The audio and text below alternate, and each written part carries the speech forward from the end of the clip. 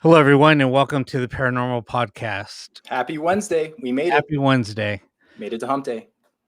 So, I'm your host, Rob Hernandez, with co host Joshua Sean. Good evening. Thank you for joining us. We are proud to present our podcast and do our very, very best, however good that is.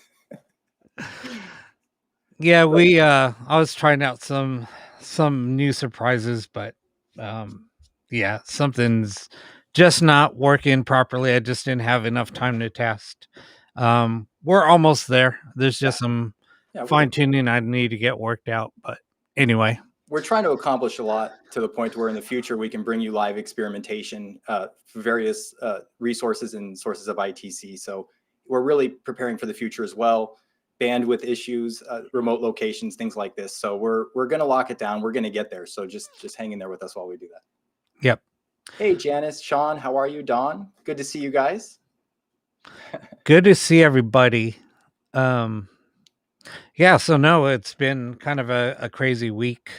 Yeah. I don't know if yesterday was kind of crazy for me. I've been doing a lot of experimenting, so just with the I had a crazy recording yesterday.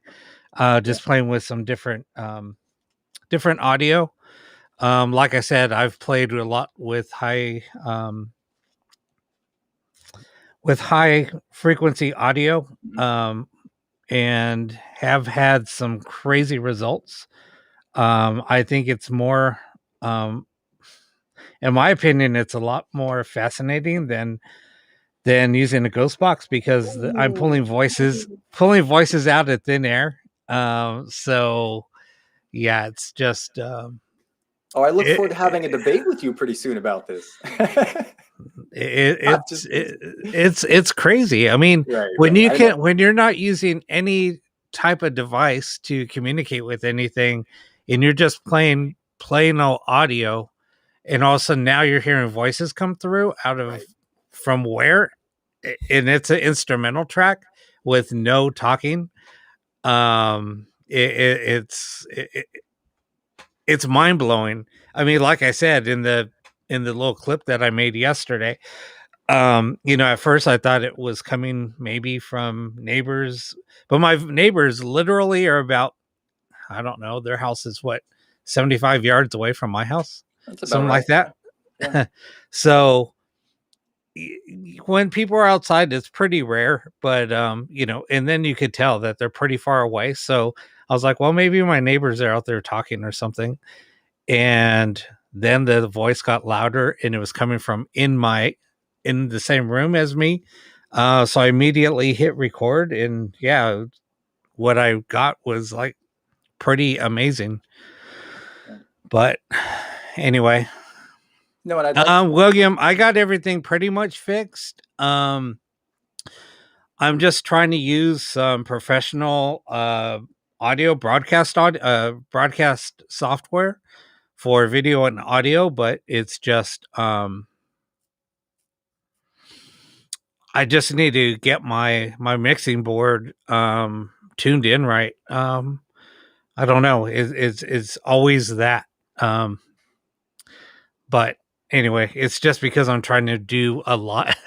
Yeah, you're asking your computer, your mixing console, your everything that's going on to do 20 things at once, and we're trying to stream multiple ghost boxes and plan for the future. So you definitely have a lot on your plate. Like I said, I get to relax. I mean, I feel so bad I can't help you.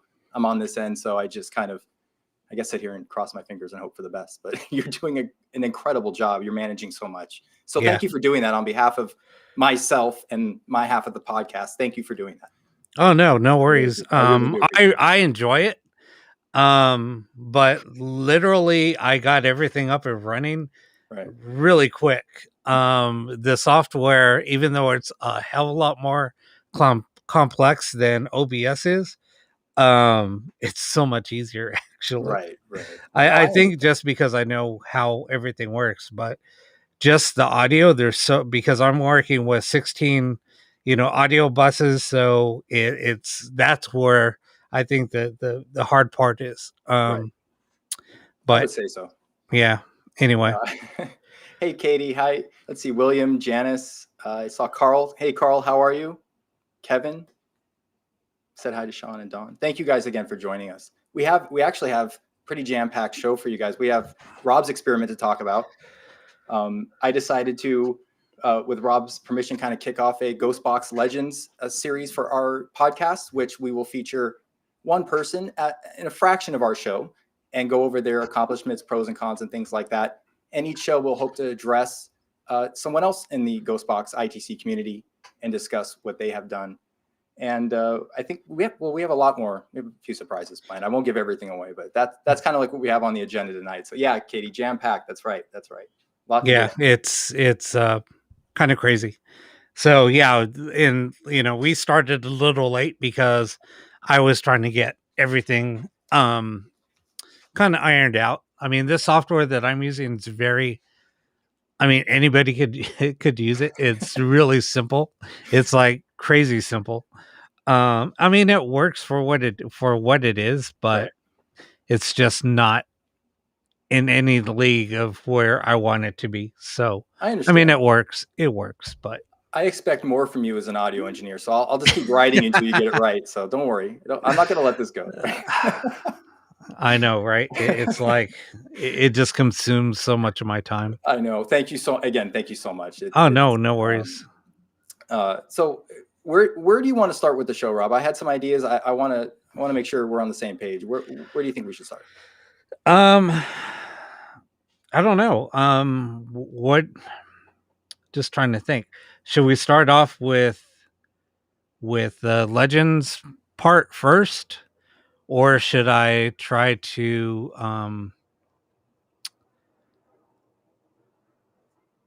let's start off with what I captured yesterday, since somebody brought it up. Okay. Yeah. Carl.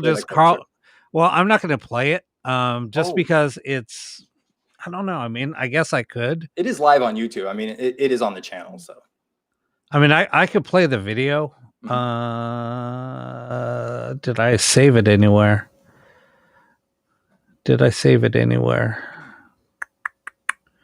Let me check. Hold on one second. Sure.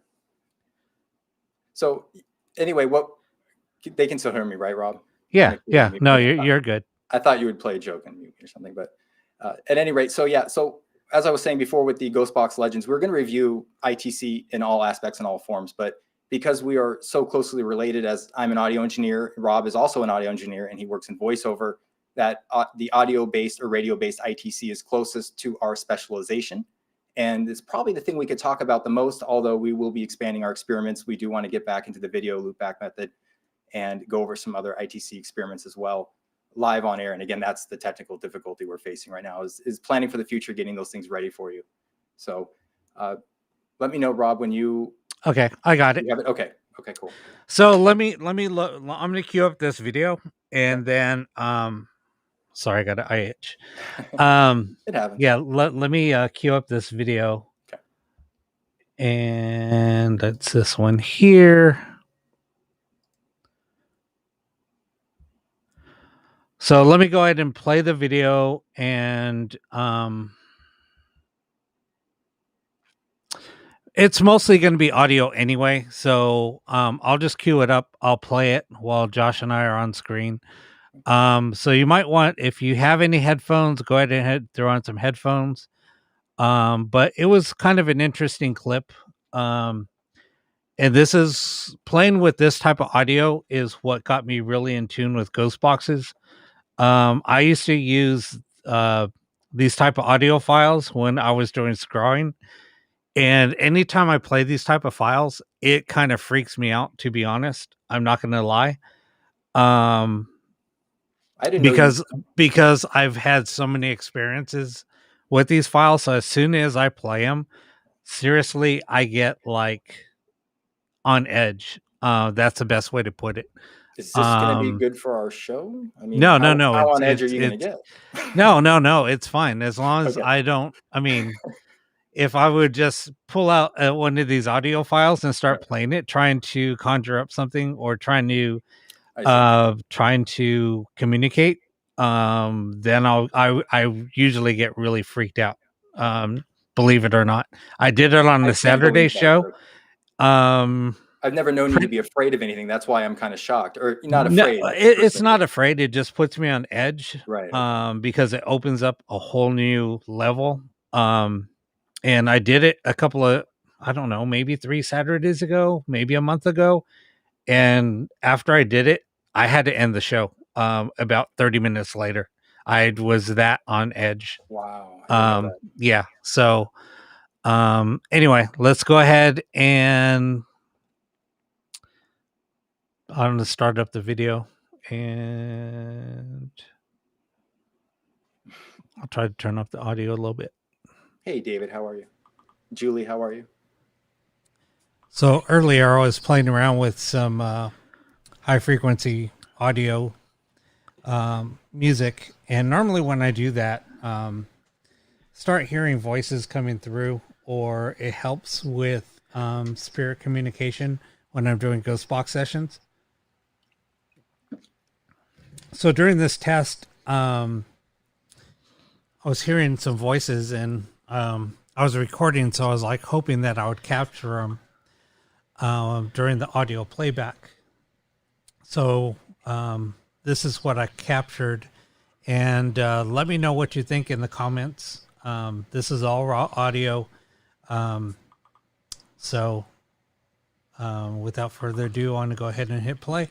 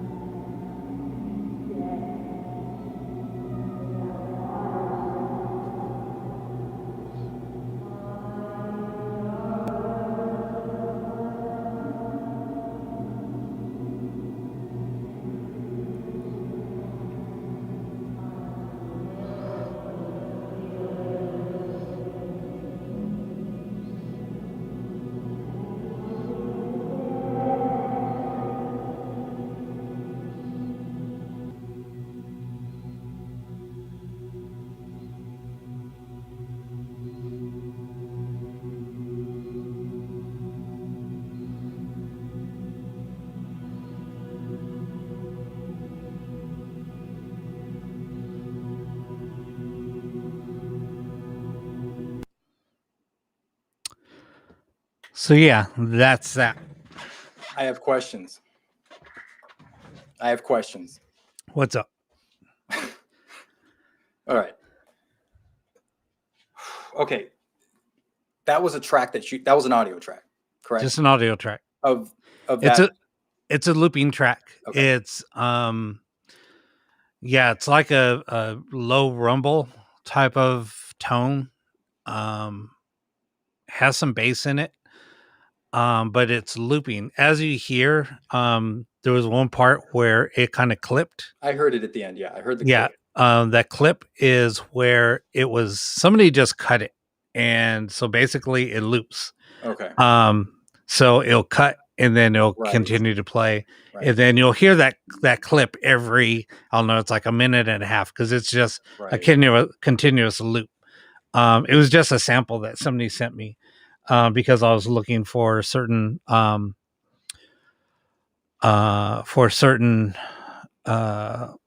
clips, certain recordings, and somebody told me that they have a piece that they were working on.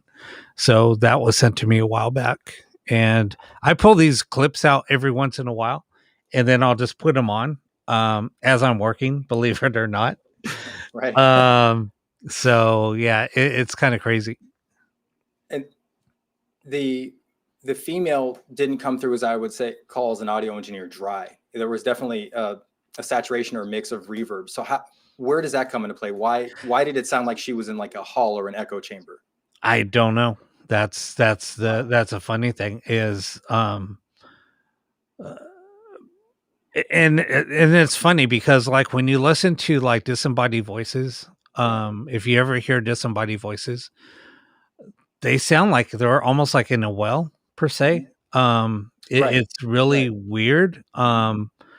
So that's what kind of blew me away too was, it's like, it does sound like there's reverb, but it's really hollow and it's really Right. It hard is. to understand. Right. So yeah, I don't know. It's just crazy. It definitely. I mean, my first impression was that sounds like a female, and I didn't know exactly at first what was being said. I'd have to review it, but it definitely sounded like a female. Yeah. I mean, please keep going. I mean, keep researching this and see if you can reduplicate these results. This is I incredible. mean, sometimes when these clips do happen or when these voices do appear, I mean, they're crystal clear. Other times they're really faint, they're really muffled, they're hard to understand. Um, so I don't know. It's just really strange. Wow, that's interesting.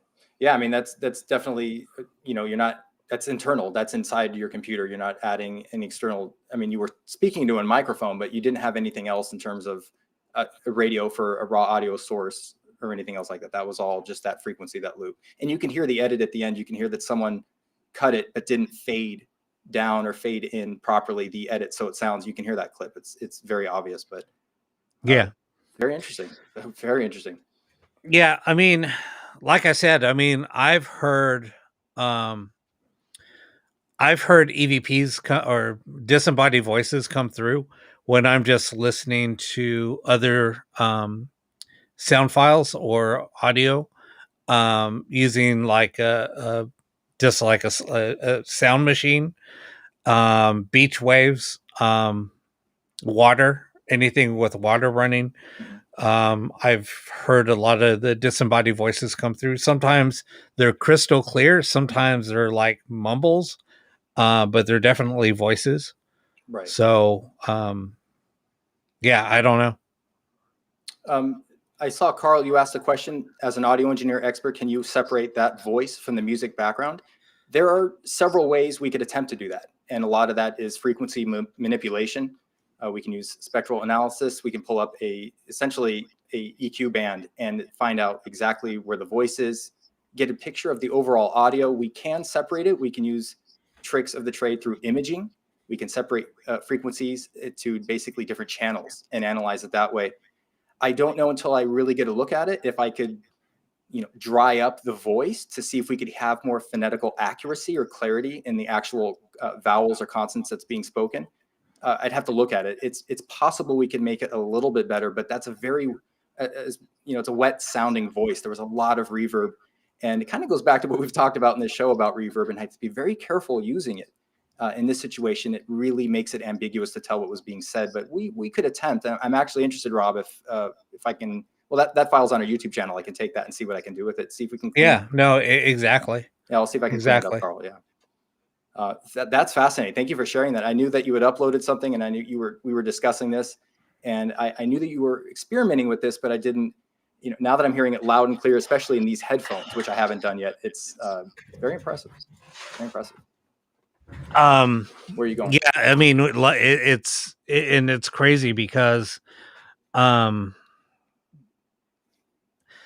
somebody else was just talking about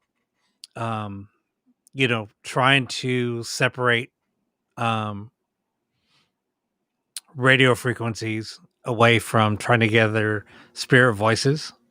It was from another box builder. We'll talk about him Hey, Bruce, how later. are you? How's it going, Bruce? But it's funny because I feel like, yes, I mean, I've do a lot of ITC research, but for me, I've had a lot of luck with this. I don't know if it's the environment that I'm in. I don't know if it's something to do just with me. I don't know. But this happens more often than not. And Katie was saying something about if it's a nauseous feeling. It's not a nauseous feeling. I'm going to be dead honest. It's more of a scared feeling. And nothing scares me. I mean, I don't get scared with anything. it's funny. I always run towards things, but with this, with the frequency that we're playing, and I just think that it kind of freaks me. I mean, like I mean, I'm being totally honest. Is it really freaks me out, to be honest? But anyway, Katie brings up a good point. I'm kind of paraphrasing what she's saying, but yes, you have to be very careful when you're manipulating audio because there is no free lunch. I mean, ideally, yes, it would be so nice to separate something perfectly clean, like with surgical precision, remove the voice from the static in so many situations. And it's just, unfortunately, you sacrifice something at some point, something gives, another frequency is sacrificed or something else it affects something else. Everything is related in terms of that. So it's very hard to manipulate audio without really removing the original quality of the raw audio form and changing it to something completely different. No, that's exactly right. And this is where we talk about, I know we'll get into this on another show, but this is where you have to be careful about using reverb. Right. Be careful about using echo, any type of echo effects, reverb effects, things like that. Now, if you want to try to elongate, like try to get complete sentences from fragmented responses, then I know that a few people like to add a little bit of reverb just to help that. I mean, and I'm not saying oversaturate it to where you're creating that decay in that you're not creating decay and trying to like overlap voices. That's not what you're trying to do. You're just trying to elongate the responses a little bit longer. So those fragmented words that you're getting kind of overlap and then make a full sentence. But you have to be really careful with even doing that. And that's why, when some people use my boxes, they will add just a little bit. So I've heard some people using my boxes and they just have the reverb turned up way too much. And I'm like, dude, you need to back that down. Right. But, right. But in everybody, it's to each his own. But if you want to try to make the voices sound better, I know that a lot of reverb, a lot of echo, things like that make the voices sound a little crazy or a little scary, I should say. But you don't have to do that. Look at what I just captured. There's no way to have to add effects to a mixing board. Just playing, straight up audio coming into a mixer. The only thing it's doing is going out, and then it's basically coming in, going out back into the PC, and you're just hitting record. So there's no effects being, there's no manipulation of the audio. All it is raw audio. So anyway. And I know that'll be a future topic. We have a show planned on different effects and the objective reality of what certain effects do to a waveform. There's no free lunch. Reverb may help in some areas, but then it's going to take away somewhere else. There's a give and a take, especially with the pressure wave or the waveform that we're working with. You have to be very careful to watch all variables in all areas when you're manipulating audio. But Rob, you said it well, and I think it'll be a kind of a consistent theme with our show. We'll be talking about it quite a bit. Yeah. Yeah, and that's like what Katie said. It's like Ghost in the Machine. When you talk about certain frequencies, especially at the 963 hertz range, that's basically known as a haunted frequency or the God frequency. Even at 870, I forget the number, 874 or something like that. That's another frequency that voices will be picked up at. Some of the higher frequencies, it happens more than others. If you can try to get the other haunted frequencies is 8 hertz. That's another level where you will pick up voices. But like we were talking about last week was pretty low. Yeah, you have to amplify those frequencies so you can hear it with the human ear, because the human ear can't hear anything under 20 hertz. So, and men, it's even higher Yeah, because after men, 20 hertz, yeah. yeah, but The curve after 20 hertz is kind of right down the toilet. So right, those low frequencies are very difficult to hear and yeah. amplify, and we'll definitely be getting into that in a future show as well. I'll probably boring our audience with some of that stuff. I can't wait to bore our audience. Yeah, but I mean, this is just something that we wanted to talk about. I mean, it came in perfect with what was captured. I can't. I listened to it over and over, and she did say something that was dead. Um, I just picked up a few words, but one of them was she said that she was dead. Um, that was one of the. If you go on YouTube, you can. I'll share it with you guys so you guys can play it over and over, and try to figure out what she was saying. I don't know. I it's just hard to make out. This is one of those ones where I wish it was a lot more clear, Right. but it's just something that you have no control over. It just happens. And I was We can lucky try enough and to clean it up. capture it. Yeah, we can try and definitely clean it up. I'm also impressed too, when we use radio-based ITC or those types of devices, we usually hear from more than one spirit. We usually hear from a multitude of spirits. Sometimes it's a party line. There's just a lot of information coming through. And this was focused on one, I guess, what I'd have to assume one female spirit, or what sounded like one spirit. And that was really interesting. It just seemed to tune in, very directly, as almost very personal. That's what caught Right. me off guard too, is it was one person trying to communicate something. It's like, wow, this is really personal. Now, here's the funny part with this whole thing.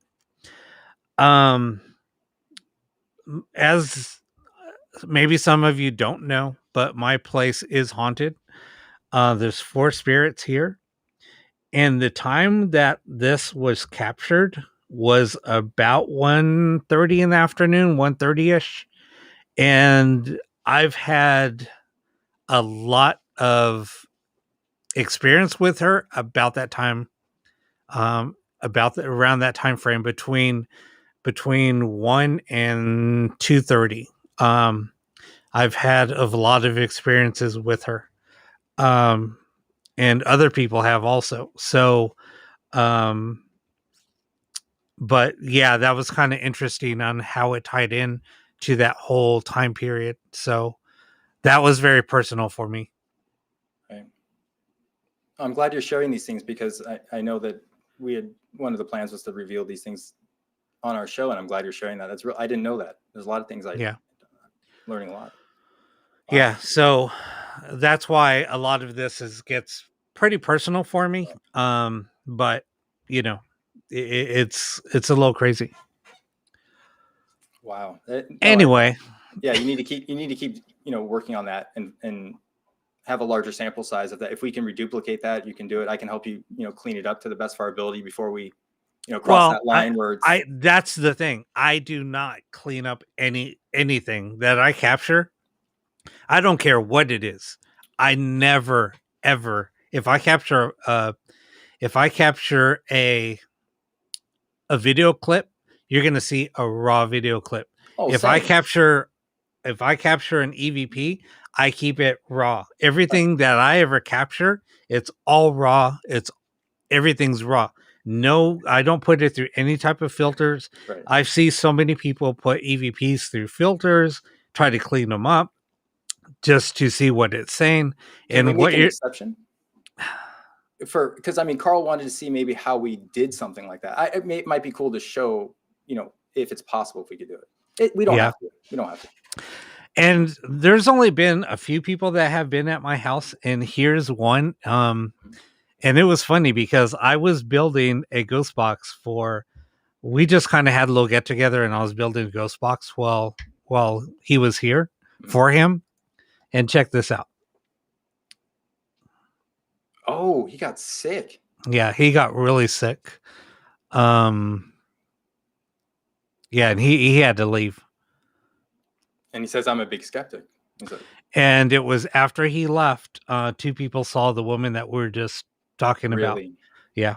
I was going to ask what you fed him for dinner. Like I thought it was a setup, but now that you're explaining that you had an encounter, or you had an apparition appear and you saw that, then Well, it was two other people. I didn't, but he said he yeah, was fine when he got back on the freeway. Wow. yeah. Whoa.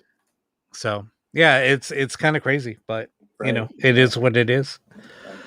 So anyway, let's get started on another big topic that we were going to talk about. Mm-hmm. That's the cue for me to go. I get it. Okay. Here's one of the things that Rob and I, when we started our podcast, two of the aspects, or two attributes that are really important to us are honesty and integrity. And those virtues seem to be lost right now in the ITC and paranormal community. And I don't want to speak about anyone in particular, and I don't mean to be over dramatic. Oh, on that note, can we do something really quick then?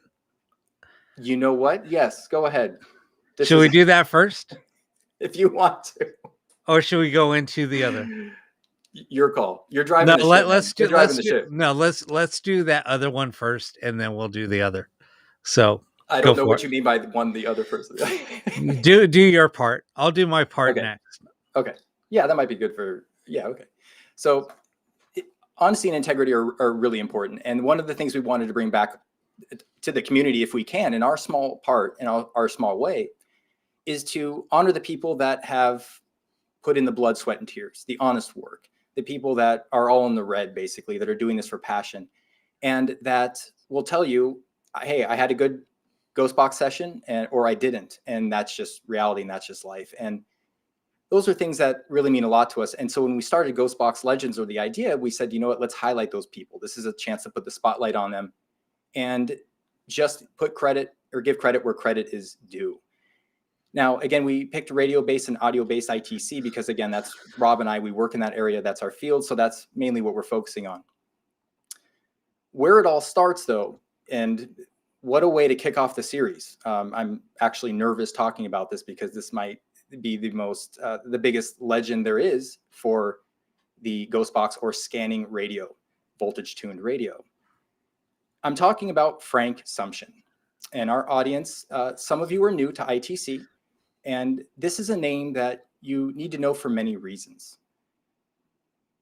When going over my notes, reviewing Frank's work and his life, and as an acquaintance, I wasn't a friend, I talked to him briefly, but as an acquaintance, I knew enough to see how he was respected and how he was perceived in the ITC community. And what impresses me most about Frank is not that he created the ghost box. It's not that he created these sweep circuits. It's not that he brought us closer to knowing more about humankind, why we're here, helping to answer the big questions or ask better questions. What impressed me most was his integrity and his honesty. This was a selfless man. He did this without ego. He didn't create the ghost box and run to the patent office and see how he could make hundreds of millions of dollars. He didn't make wild claims. And he, most importantly, didn't claim to have 100% of the answers. This was a man that shared his knowledge freely with the community. He didn't hide anything. And we're going to show you in a second, he presented his schematics publicly. He gave them to people. He said, see what you can do with this. Do you see that in the ITC paranormal community today? Maybe a little bit, but it's something that's missing. We've gone away from that. And so I think it's important to understand who Frank Sumption is and where his heart was. This was a man who was introduced to EVP through Popular Mechanics magazine. He had a great interest in EVP and white noise experiments. And he also had ham radio experience. It's important to note too, similar to Klaus Schreiber, the video loopback method, he had a son that had crossed the veil before him. So Frank, he already could see he had a big heart, and he had many reasons to pursue communication. I mean, this was something that had really piqued his interest. So keep that in mind about his character as we go forward. Frank, I'm going to take you to 2002. Frank had a vision for how he wanted this communication to go forward. And although this wasn't the first instance of the radio being in the ITC community or being used for ITC, Frank was about to revolutionize how we use the radio. In the past, with Marcello Bacci, this was direct radio voice. With Dr. Konstantin Radova and Frederick Jurgensen, this was interfrequency recording. But now, Frank was going to simplify the manual sweeping process that we would normally use on a radio. When you turn the dial and you sweep manually, he has had a vision in 2002 of how he could apply a random voltage generator to initiate the sweep to scan the radio. Now, this started with a few theories. One, white noise. Frank participated in white noise experiments and things that were in the Popular Mechanics magazines, and that is random noise. That is random sound, random frequencies. The other influence was EVP Maker, Stefan Bayern's EVP Maker, which was random raw audio. So Frank saw a pattern here. He said, white noise is raw and random. The EVP Maker program provided that same random raw audio. And so his idea was to apply a random voltage generator to an electrically tunable radio. Now, a lot of these radios he started with were car stereo units. In fact, the model number was LA1135. That was a very common radio that he could find. And at times use a 9-volt battery to tune into distant stations and make these radios much more capable than they were from the factory. So he literally describes this, and I'm paraphrasing this, in a video I saw. He literally told his friend Bill, who came to his house, he says, this is essentially an electrically tuned radio where I'm applying voltage to sweep the band, the desired band, in which spirits can use to make their voices heard. It was literally that simple. It was a very quick sentence describing what he did. And again, I want to go back to his humbleness and his approach to this is so pure. And that's what I think I love most about Frank and the Frank's boxes is the quality of character. And he cared so much about people understanding this is for everyone. You don't have to be special to experiment with this. This is for everyone. This knowledge is for everyone. Here are my schematics. Let's work together. Unfortunately, that wasn't everyone's aspirations, but that was, from what I could see, Frank's. And it was very noble. And again, keep that in mind in terms of that character. The sweep circuit that Frank started working with was, from my knowledge, and I could be wrong here, but he enjoyed or liked to implement the triangle sweep. And if you can imagine a triangle sweep as literally up and down. So it faded in the radio station, peaked, and went right back out. You could hear the voices ramp up and ramp down very well with a triangle sweep. And even though he started with the random voltage generator applying random sweep, he eventually went to a linear sweep, which he found a lot more productive, and he actually enjoyed the linear sweep.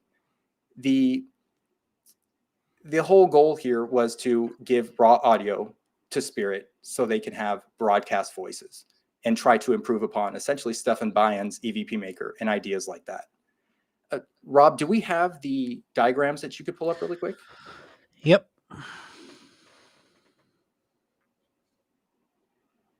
Oh, did I say popular mechanics? I meant popular science. Thank you, Bruce. Popular science. Yeah, I'm sorry about that. Not popular mechanics, popular science.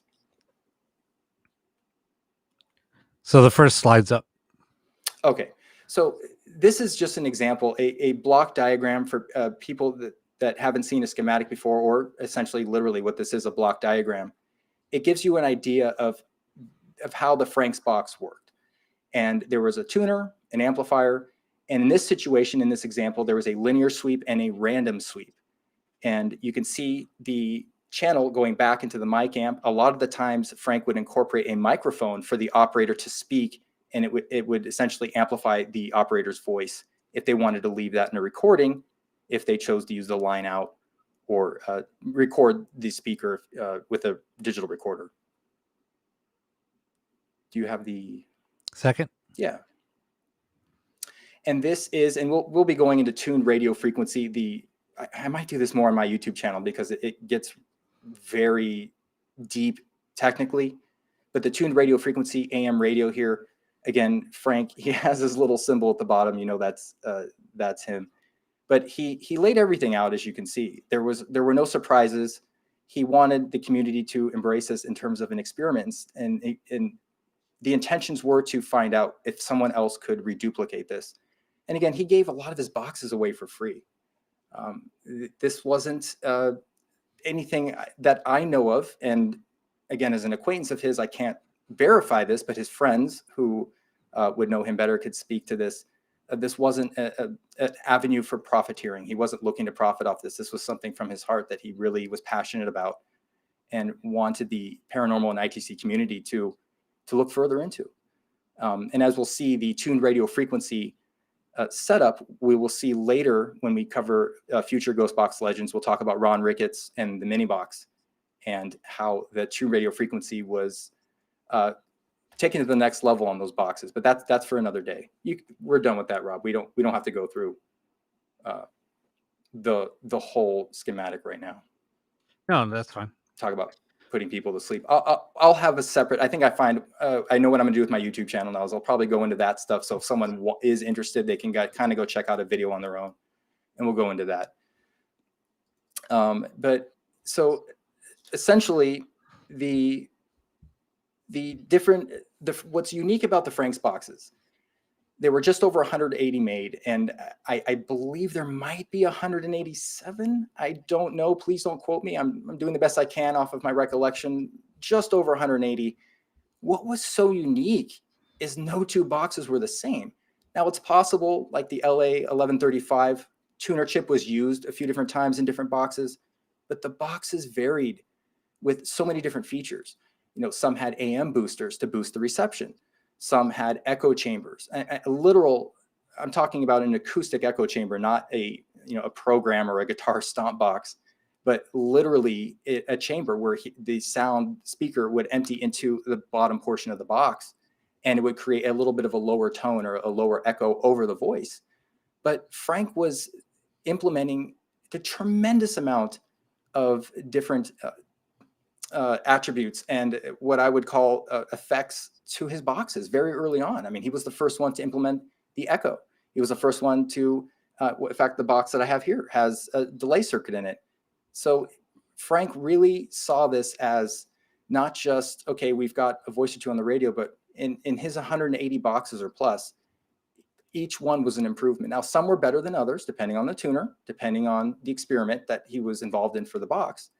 But they all were important in their own way, because each one explored a different avenue or a different aspect of the pressure wave, of the audio wave, of possible communication from spirit or other entities. And that was really impressive, is his ingenuity. And he was very humble. I don't think that he said, I don't know a whole lot, but I know a little bit just to do this. And I feel like he was very humble in that way. He did know a tremendous amount. And again, speaking to his character, yes, he invented the random voltage generator ghost box, but I think his character is equally as impressive. And I think that his integrity and his desire to get the knowledge out there is equally impressive. And that it's really important to know about Frank. And some of his friends are here in the chat and could probably speak much more in detail about his life. But those are just some of the basic things. I would like to mention very quickly that some of the things that he heard through the box, and he heard information from the Pleiades, or some reference to the sixth planet, Pleiades. Purple Princess. He was called Purple Princess. Purple is the color of spirit, or represented through spirit, which is interesting. He heard a lot of information from what he believes were aliens, whether in this dimension or the next. He heard information about reincarnation or new body. His belief was to just listen and not ask too many questions, just listen. From what I know, the few questions he asked, when he asked for someone, he received information saying they got a new body. They're not here anymore, which kind of leads you to wonder about, reincarnation. He also heard about his own death, or what us as humans would call death, but he heard a lot of information about him leaving, him coming to get picked up and leave. And he heard some predictions that didn't come true, but about Earth and maybe possibly Earth's demise, or maybe things that might happen to Earth, which from my knowledge didn't come true. Just stating that. But he really focused on just listen. And that's advice we hear in life. Sometimes we're so quick to want to speak or respond to someone, we're not actually listening to what they're saying.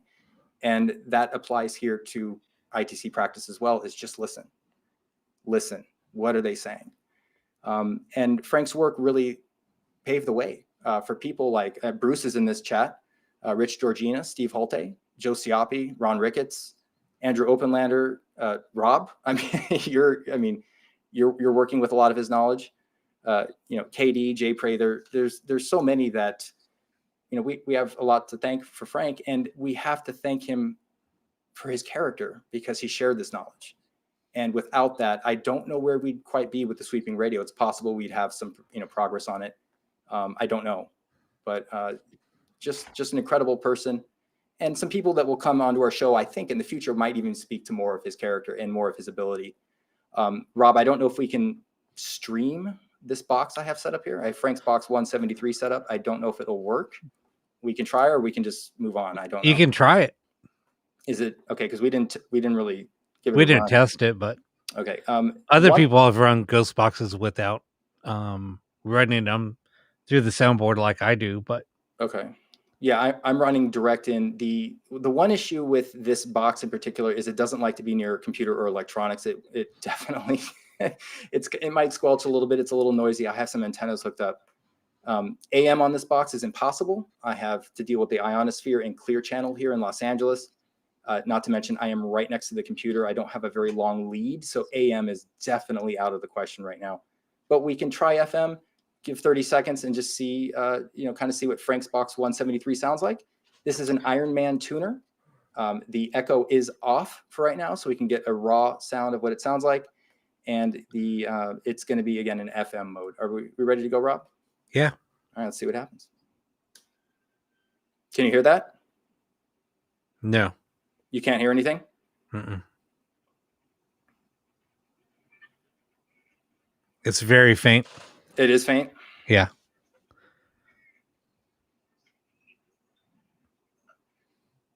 Nothing? It's really faint. Okay. What I'll do is I'm going to use my YouTube channel to start recording my ghost boxes and just put audio samples up just so you can hear what it sounds like. Not even to do an official session, but just to get an idea of what some of these boxes sound like, to chronicle the history and the sound of the boxes. Rob, I know I just rambled there for quite a bit.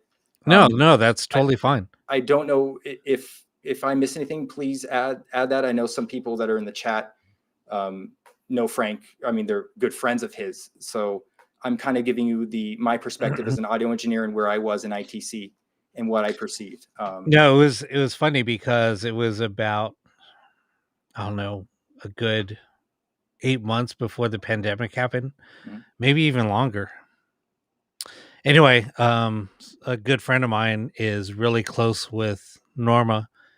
So him and his wife always go over and visit Norma. That's Frank's wife. Right. And so they were there, and she was like, "Oh, look at what I pulled out of his office." And it was Frank's box number 1. It's in a little Christmas tin. So he showed me a couple of pictures of it. He said, "Man, he opened it up and it was just a mess, a wiring mess, but it's still, she still has it." So, right. I know that Steve and Katie Holte, I think, made an appearance, and they worked with Frank. Well, I know Steve did. They had a relationship that he could probably go into much more detail about his boxes and break down the specifications. And right. I think even Bruce is in the chat, and he knows much more than I do in terms of Frank's life and his work. But if anything that I can put out there as an audio engineer, I certainly appreciate what he did in terms of his engineering and his passion to pursue this and to make it as good as he can. And again, his character of just getting this information out there and not worrying about necessarily profiting off it, but making sure that we all knew about this miracle of communication and we were able to research it and give feedback. That really speaks to his character. And you can't say that about everyone in the paranormal and ITC community. I mean, So he was just all the way around. Who better than to start the ghost box, the ghost box creation? I mean, who better? But the funny thing is everything goes like full circle, and the IT or the paranormal community, as a whole, back in now I'm going to age myself, back in the late 80s, early 90s, everybody was like so tight knit. Everybody was very nice to each other. Everybody was sharing, information. Right. Everybody would get together once in a while. Because the community was very, very small. And Oh, when you still think about it, the actual paranormal community is still really small. There's a lot of people that, say that they're in the paranormal, but, they still don't talk to, you know, a lot of the people that did work big cases, and some of the people that are parapsychologists, things like that. They don't even know who these people are. And, you know, so in being in the LA area, because a lot of people don't know this, but UCLA used to have a parapsychology right, department. right. I have a friend So connected to that department, and I'm trying to get him on the show. yeah, so Or the old with all of the professors and everybody that were doing huge cases, there's a few people that were professors there that I'm good friends with.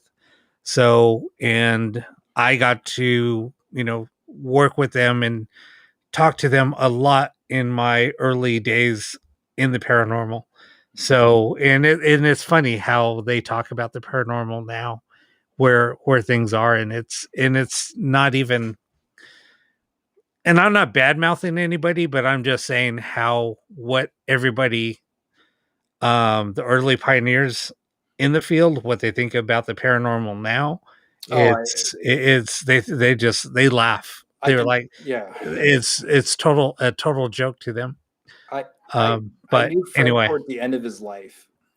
We talked about the park that was near him because it was resodded. For some mhm. reason, him and I had a fascination with the park, and we talked about a microphone. We never talked ghost boxes, the strangest thing in the world.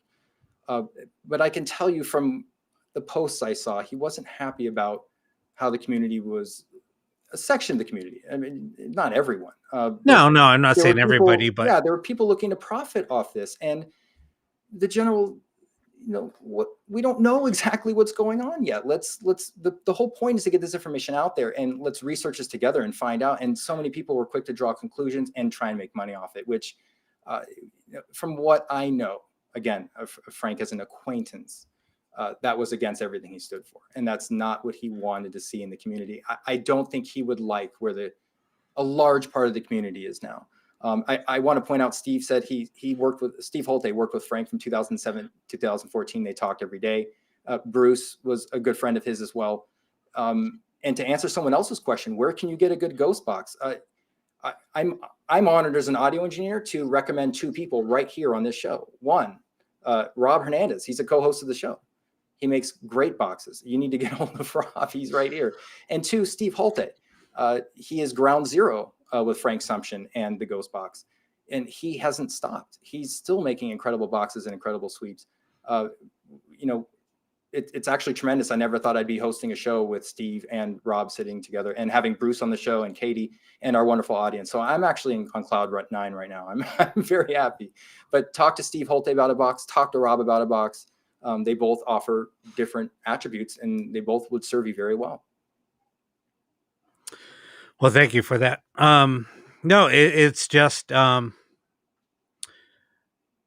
I still build boxes. I stopped because of the pandemic, and just because of things I was using in the past, or a lot of the parts I was using are just impossible to come across. But I just got another order, so I will be rebuilding some boxes soon. Wow. Um, Very good. yeah, but Well, I know Steve and Katie Holte are building. I just got one of Katie's boxes, the Dream Sky. Amazing responses. That's such a great radio. AM, FM, linear, random, fully adjustable sweep. It's amazing. Amazing radio. So yeah, and this is another thing of, and if you talk to any parapsychologist, they will tell you exactly how they feel about the Warrens. Yeah. But anyway, that's a whole different show. Right. We covered it a little bit before. Yeah, and anybody that's in the paranormal that takes the paranormal serious, then Right. people need to do their research and find out the truth about certain people in the field, right. And not worship people that were.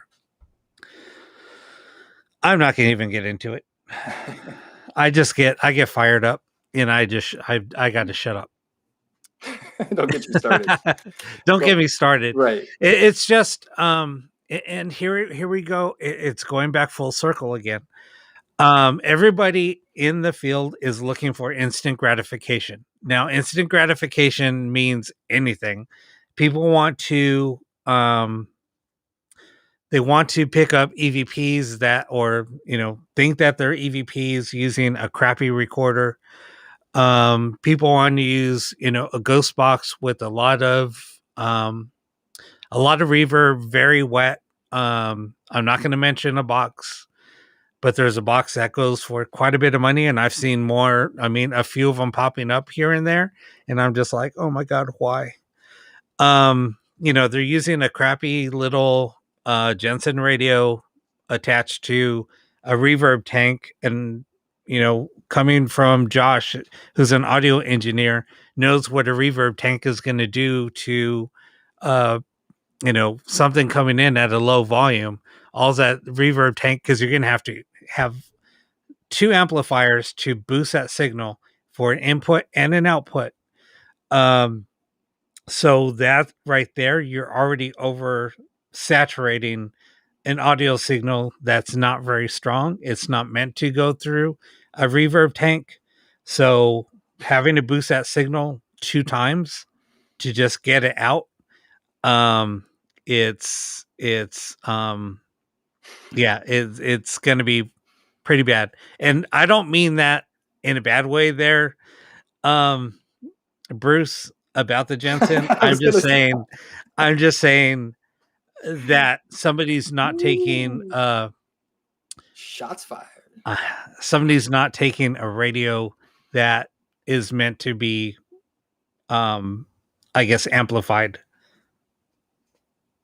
Right. I mean, in the Jensen with an adjustable sweep, it's a good radio. We know the radio works. We know the radios in these devices work. It's the signal path or signal flow by which it gets to the end user. And that's a whole other show. We're opening a can of worms here. And I have that planned for another show, is to discuss the pros and cons of certain setups and devices, because we'll be objective. There are pros and cons to everything. But that once I start talking about that, I'm going to stop myself for your benefit. I don't think we should. I can't go down that path because I won't stop. So it is interesting to note, and I want to quickly come back to Frank Sumption really quick. He also worked with video ITC and the ability to scan video and video frequencies, and that's interesting too. And I think Steve Holte might possibly have most of those video scanning boxes, and rightly so, because if anything happens to him or goes wrong, he's like the one person I would probably want to fix them or look at them. So and I know some of them were very successful, but Frank really experimented so much with every aspect he possibly could in his knowledge base. And I don't know that he gave himself enough credit. He might have behind closed doors, but we definitely want to not only acknowledge his accomplishments and the fact that he accomplished the creation of the ghost box, but also speak kindly to his character and his integrity in the field. But it wasn't the first time the radio's been used in ITC. Again, that was with Dr. Konstantin Radova, Frederick Jurgensen, possibly Thomas Edison even had some involvement with tuning a radio. I'm not sure. It's still kind of fuzzy on that information.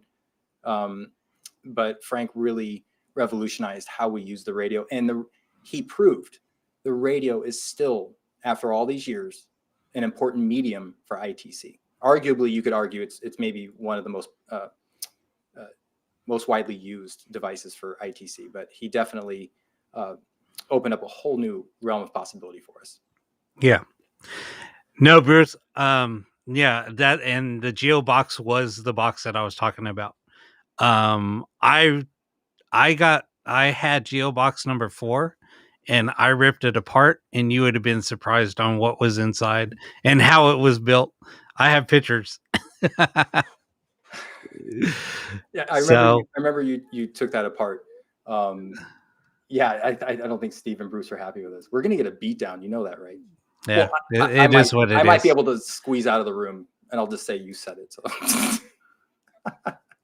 the Jensen is a good radio. I think any radio can be manipulated to not work desirably, or the overuse of effects can diminish its efficiency. Which again, I'm starting to go down a path I don't want to go down. Please change the subject, Rob. Yeah, I won't Bruce. stop. Bruce, I have some pictures, and you could see it. Basically, opening it up was I got shocked a couple of times. I mean, because there's bare wire hanging out, and yeah, the soldering job was terrible. Right, And actually it did smoke a couple of times, so I had to clean up some of the wiring before I sold it. I had to clean up a lot of the solder, and yeah, it's all glued in place. So yeah, I had to pull things out. There's two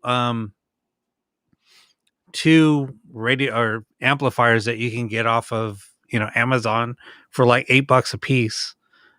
In there driving the reverb tank. And then it had it had some rechargeable batteries that were used from like they were used from like a rechargeable telephone. Right. Oh yeah. And it was oh my god, it was so bad. And the voltage step downs and things like that he used were just it was a joke. It looked like a kindergartner or somebody that didn't know how to solder put it together and just slapped everything in and shoved it all in a box. But anyway. Right. And I think a lot, again, we come down to character and integrity, and we don't know. I mean, I don't know what the creator's intention was with the box. Did they know it was a fire hazard, or did they not? Someone might not trying to be malicious. I don't know. But yes, it objectively, whatever the intention, and maybe the creator is a good person or not, I don't know. But objectively, it looked not only a fire hazard, but it didn't look like the person knew or understand audio. Yeah, no, exactly. Right. So, and I don't want to be mean, but I just, from what I saw objectively, I would say that I don't think they understand how it works. Yeah, no. And the Jensen, I mean, I'm not saying anything bad about the Jensen. I mean, it was just, I'm sorry for what I said. It was just because of what he was trying to do with that radio. And like I said, it was just, I didn't mean that like in a bad way. It was just, there's certain things that you can only boost so high. And that's why the audio is so hard to make out on the Geo box, because you can only amplify a signal. It's basically crap in, crap out, right? I mean, I'm just meaning that as a signal, strength wise. You're taking something that is basically designed to drive headphones and putting it into an amplifier and trying to boost the hell out of it. It's just not going to work.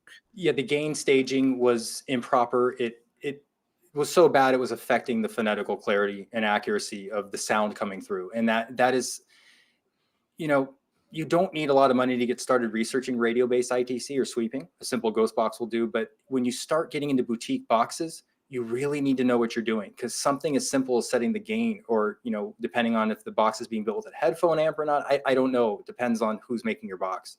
But you really have to know how you're delivering the gain to the operator, because you can really damage the quality of the audio. Yeah. And that's why even when I first got the box, I mean, I was trying to clean it up. I literally the day I got it, I pulled the back off, and it was so hard. I mean, a lot of people were like, "Oh yeah, I'm excited to hear it," and you couldn't make out hardly any of the communication. I mean, AM was terrible. I mean, it was really bad. Well, FM yeah. was it almost seemed it was just very saturated. You couldn't even understand. You might be able to hear a word or two, but that was about it. Um, but anyway, it just was. It's almost like somebody taking something and trying to hide the audio in the background. That's basically that's all I can really say. It's just that bad. And people that are fans of it, I don't get it. I don't understand it. That's what, yeah. I, anytime I've heard some of these devices, we'll just say it with the reverb or noise suppression, I never, and I'm not kidding, Rob, I never understand what's being said. I just don't. I can't make it out. And this is what I do for a living. I mean, I use reverb on voice and guitar all the time. I mean, this is something I mean, I use reverb constantly, and we use it to mask mistakes. Right. We use reverb to mask vocal mistakes and guitar mistakes. Yeah. It's not used to clarify audio or make something have more phonetical accuracy or the accuracy of the frequency is not accentuated with reverb, is what I mean to say. So a lot of these devices are just lost on me. And again, I don't know the people that created them. It's very possible they're good people and their intentions are good. I mean, I don't know, but what I saw wasn't desirable in terms of what I'd recommend for a ghost box use or something like that. No, it's crazy. Samantha says we're glitching a lot. I don't. Oh, and Bruce said that box was meant for beginners. A lot of people cut their teeth on that box. Yeah, a lot of people got started with that radio, and really, it's an easy radio to hear responses through. I mean, it's a good place to start. I absolutely agree. Yeah. Okay, they're saying it's good on YouTube, but really, you know, these boxes we're talking about, the Jensen, we're going forward. We're talking about Steve building boxes, you building boxes, Rob. But it comes down to Frank again and making this possible for us and applying that random voltage generator to the radio so it will sweep, and it's brought us to where we are today. And in the community, you could say for better or worse, there's really awesome examples of people doing great work, and there's some not so honest and practices that are lacking integrity and truth. You know, I think that's why we wanted to start the show and talk about the Ghost Box Legends, because not only are they building boxes, but they have integrity with their work and they're doing the good work. And actually, next on my list, if Steve is available at some point, he would be next for Ghost Box Legends. Steve Holte knows more, way more than I do. He should be sitting here, but you know, his time is spent somewhere else, or better spent somewhere else. But I'd love to have him come on, and he could speak to Frank even more. I mean, he could speak to so much of this even more. But you're next on our list, Steve. If you're listening, you're next on our list. And Katie, yes, Steve and Katie. I was going to reach out to you guys and see if you guys want to be on the show next week, but I'll send you guys a message. I didn't want to do it publicly, but we'll see. Why not? I know, right? Oh, well. But anyway, speaking of ghost boxes, I'm going to be giving away this ghost box probably at the end of the month. Yes, the Supernatural ink box. I'll be giving away this box. I love the boombox look. In fact, I think that's a radio that Radio Shack has implemented back into their inventory, and Katie did his magic on it. You know, he's got a great sweep circuit. He knows what he's doing, and that radio will be an amazing gift for someone. And you can record to cassette tape on there. How cool is that? I mean, that is just a fun little box. And you guys are gonna love it. Yeah, so we're gonna we still want Josh too. I don't know if Steve comes on, I will gladly just not be on the show and just let him talk. I mean, he is a living legend, and there's not many of them left. Let me just put it that way. And Katie too. Go ahead, Rob. I'm sorry. No, Dawn was just going to say that she's kind of said it a couple of times tonight that she heard a couple of voices coming through on her side. But it's happened a few times during our show. Right. Yeah. People have mentioned that. I've gotten messages after our show saying, I heard someone say something in your voice. And I'm like, you can listen back and it didn't happen. I didn't hear it, but people are saying they sometimes hear our voices, which is common through ghost box research.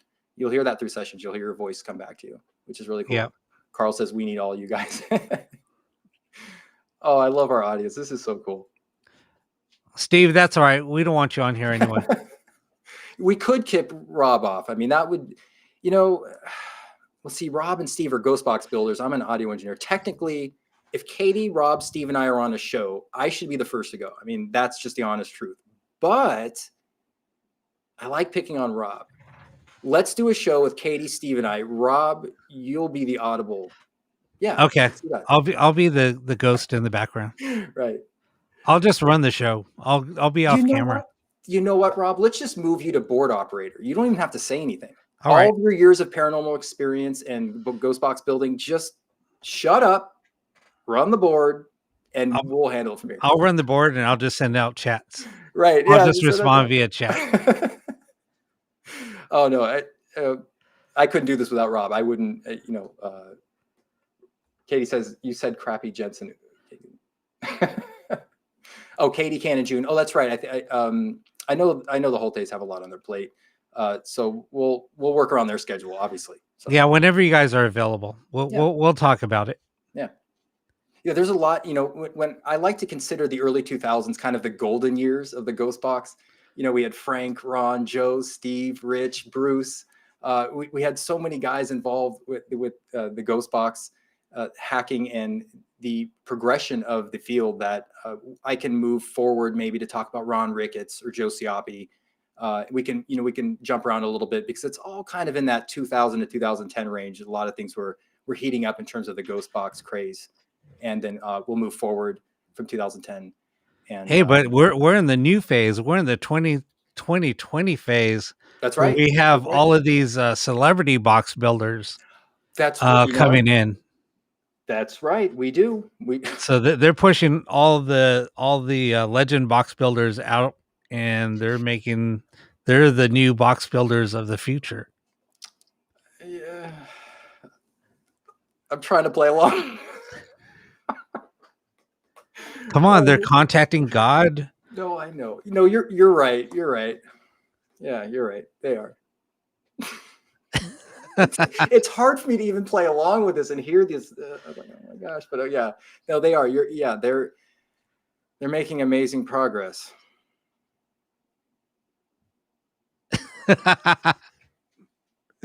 So on that note, I think we got to change things up a little bit, and we need to see. Oh no, Bill Chappell. No, yes, the white 469 digital dowsing. Bruce, I again spaced out. I said popular mechanics earlier, is popular science, and I meant to mention Bill as well. I apologize. I didn't mean he was very important. Sorry about that. Sorry, Rob. Sorry, everyone. But anyway, we got to see if I retuned my other box. So I put in a dog whisperer algorithm in, and put in the the new focus object on the skull, on the crystal skull, so we can see if we could contact my dog that passed a couple of years ago. I just really miss her, and I want to see if I could contact her, since that seems like where the new dog whisperers are going now. It does. So it does. Yeah, I just want to see if we can bring her across the Rainbow Bridge and see if she's available to speak to the audience tonight and to me. I have a couple of things I want to ask her anyway. But without further ado, I'm going to focus in on my box so you can see the just so you can see what we put on the skull to try to focus in to see if we can talk to Lily tonight. But there we go. Her favorite treat. It's so let's go ahead and see what see what Josh can't keep a straight face. What's the matter, Josh? Oh my God, Rob.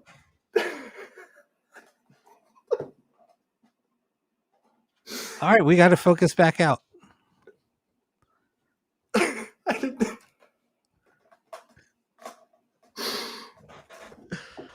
Oh my God, I didn't think you could take this any. Oh my God.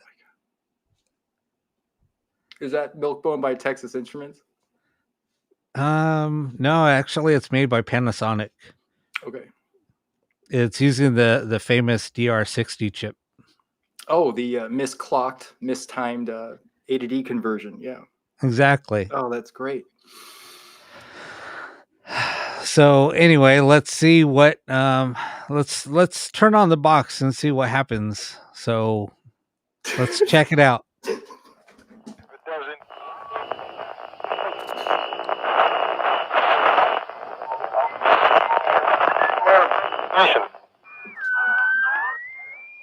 So it's the tubes are warming up. Come on. All right, we're almost there. All right, we're trying to contact Lily. Lily, are you here tonight? We're calling you from to come across the Rainbow Bridge. Are you out there?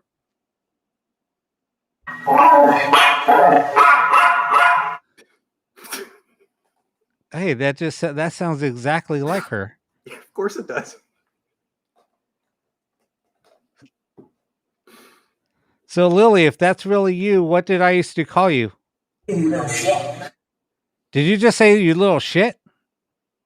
If that was you, can you say it one more time? You little shit. Yeah, that is. I used to call you little shit. I just really miss you. And what did you miss about what do you miss the most about being with me? Hauling me around. Hauling you around? It's pretty amazing that you can actually speak English now. Does she come through as a middle-aged female who smokes? No, she was a little older when she passed, so her English voice kind of sounds about right. Her age sounds about right. Yeah. No, it does. But yeah, I really miss her a lot. And anyway, well, I think we need to say goodbye to her and let her rest in peace. Oh, yeah. I really love you so much. I love you too. Yeah, well, thank you. And well, I think you should go back across the Rainbow Bridge. I really miss you. And we'll see you again soon. English and dog at the same time. So yeah, I guess it's incredible. It's. I guess the box really works. It works something. Yeah. the dog mode, Rob. Right? Oh.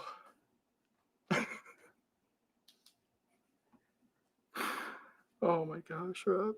No, that was actually it was supposed to be in reverse, but magically it was coming through and all of this was coming through in forward speech. It was all in reverse audio. So I guess it's really working. Oh my gosh. Someone says I'm annoyed. Don't ask people for money on fake news. I don't even think that person's in this dimension right now. They're on drugs or something. I don't even understand what that sentence says. Maybe they're trying to contact God. I guess. Jennifer, drink some water, sit down, take a deep breath. Something's wrong. Right? Yeah, Carl says it's amazing what speed was at. That was I don't know. I think it was kind of at a slower speed. I want to say about 600 millisecond sweep. That was a non-adjustable sweep. That was a fixed Yeah. sweep for sure. I did. Wow, you're outdoing yourself with your creativity. I know, right? I mean, I knew that was coming. I knew that was coming as your co-host, but I didn't know the decorate. I didn't know. Oh my gosh. But I think the decorated guitar amp builders would be they'd be happy with this box. Well, obviously. I mean, look at the results. Right? Look at the results. I think they're going to be jealous of the results that I'm getting. Incredible. Incredible. You know, what an appropriate thing to do when we talk about Frank Sumption on the Ghostbox Legends. That was my other thought. I went, oh my God, we just talked about Frank Sumption and we rolled right into this. Right? Only on this show. Oh goodness. Thank you guys for hanging with us. We have good intentions here. This is what we're just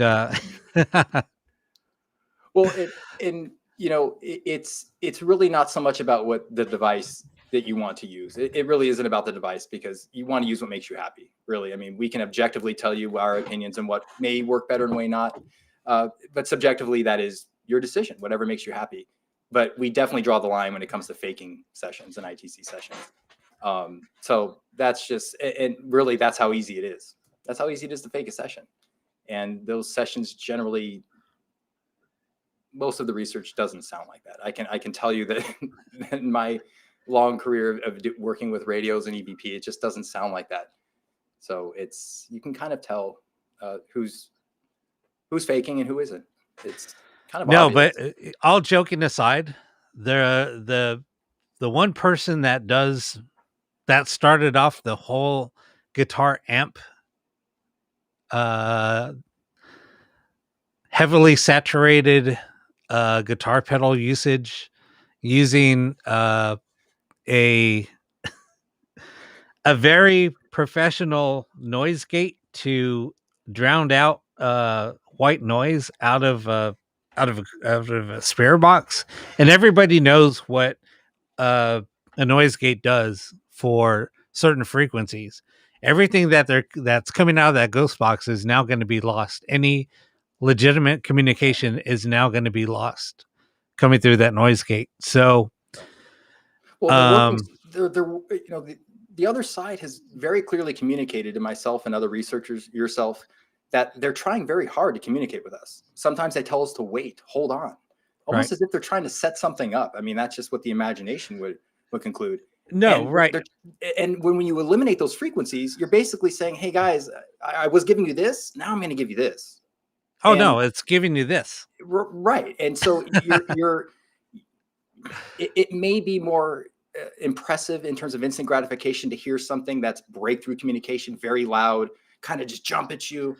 But then you're waiting another 20 minutes for something like that. And because you're crushing those frequencies and eliminating them, that's really doing a disservice to the research and what they can work with. Really. No, exactly.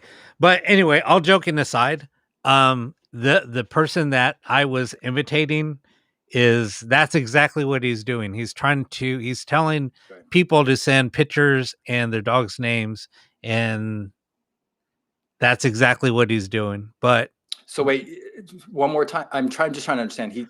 People are sending pictures and the names of the. Is he a psychic? Sometimes psychics will request information. To do a ghost box session. Just a ghost box session. So just a ghost box session. The name, the picture, and then this person runs the experiment or runs the session. Exactly. And then pulls the voice or the audio. Essentially what we just did. So I'm really connecting the dots here. Yeah. So just exactly what we just did. Charging money for them? I guess so. Are you serious?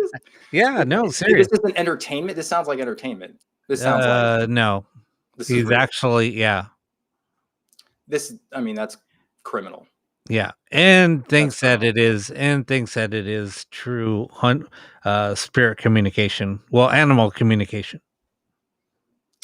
Jennifer says, "Nope, you are the investigator. I have tons of money from Trump." Jennifer, I don't think you're in the right chat.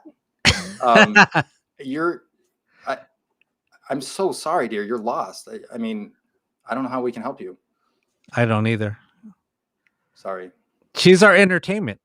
No, it's true. I mean, if you're lost, we'll help you get out of here. But if you're here to troll, I mean, we're gonna troll you back. I think we need to move her on to the white light.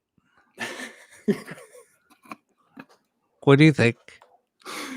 I think she's a ghost, and she wants to move on. It's possible. It's hard to respond to something like that. Katie says, "Is the Frank segment over? Keep educating you too." Also, I think people like the theatrical effects of.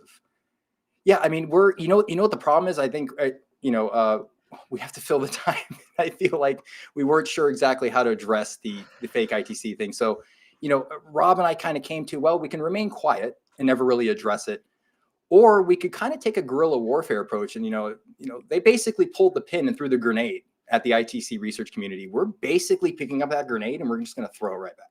So it's like. So if anybody wants a different, I mean.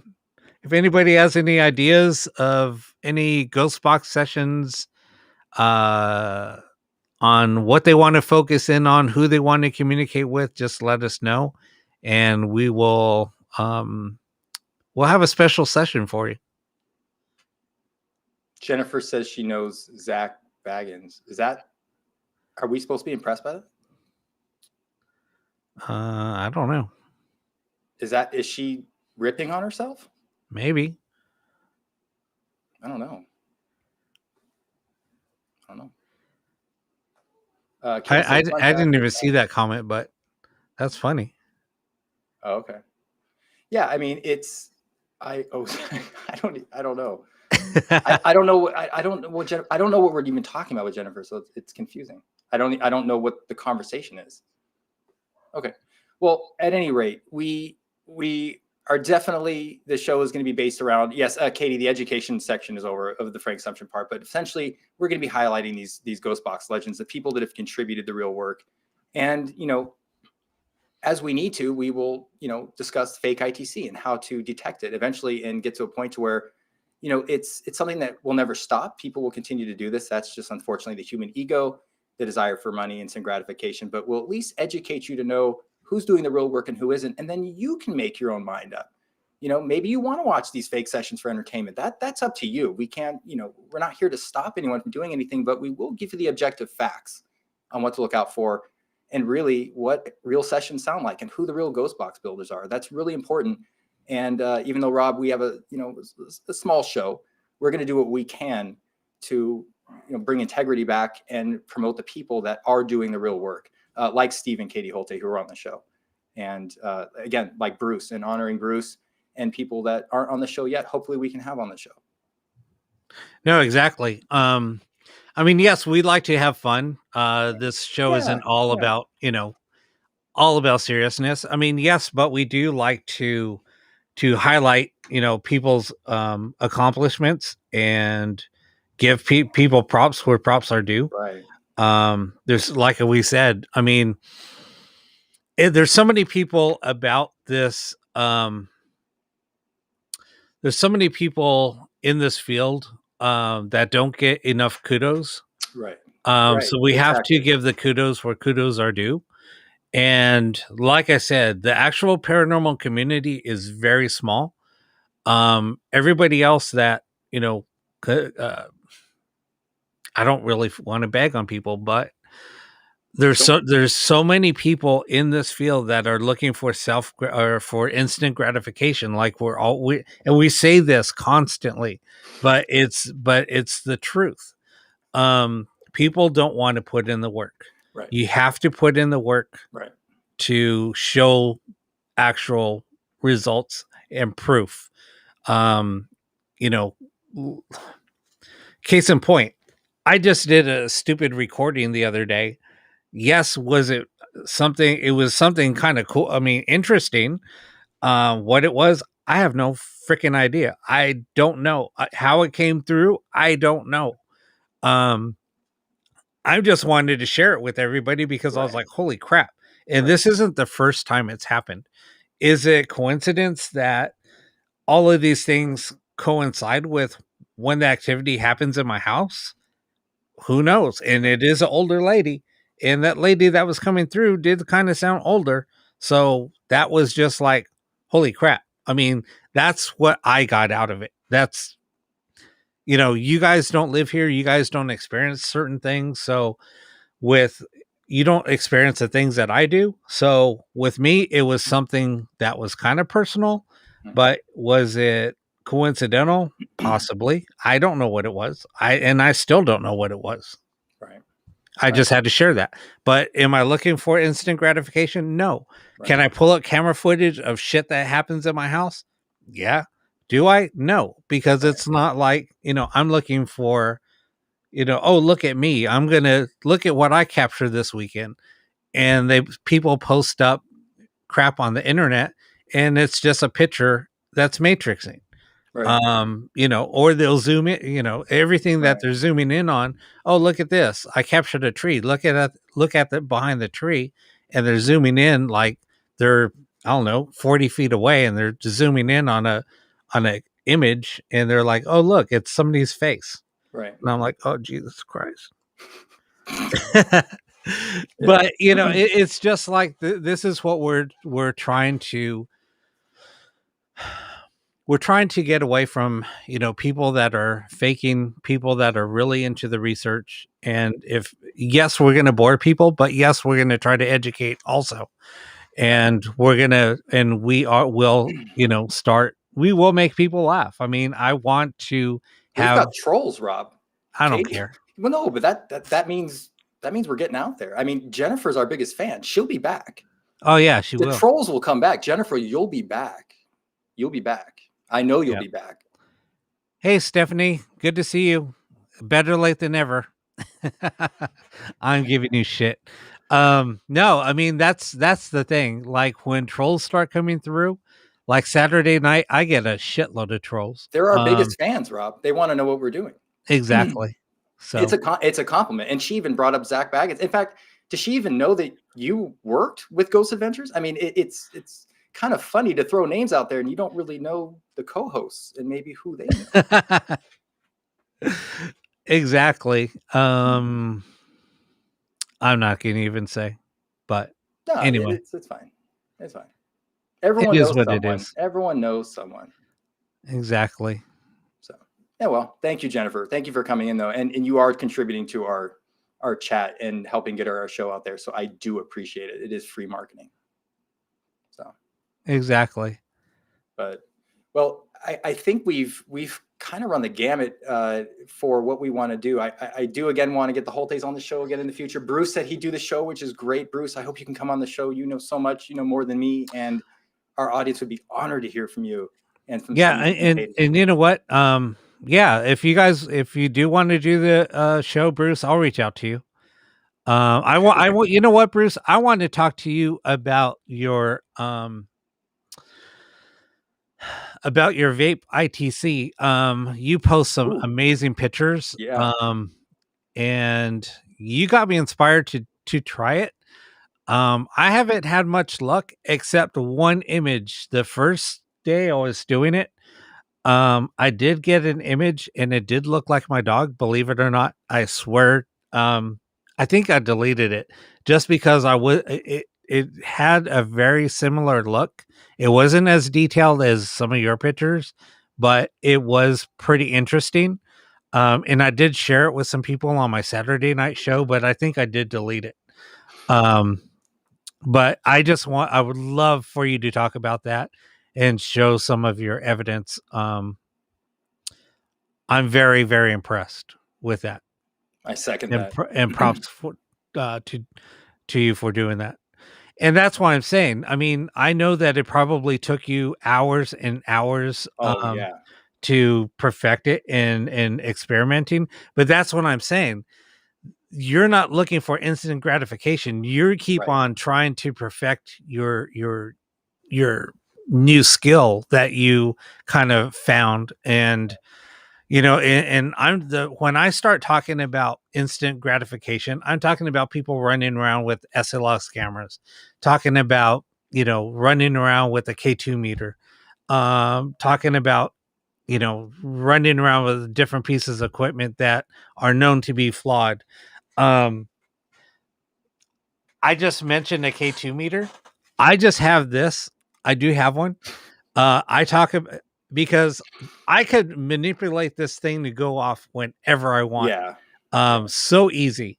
And I bag on this thing so much, and I just use this to prove to people it's nothing. It's nothing. It pings completely at where I work at the studio. It just it just pings all the way over, and it just stays there like the whole time it's on. I mean, it is affected by literally everything. Oh, RF interference is so Especially bad. in the cell phone really affects the K2.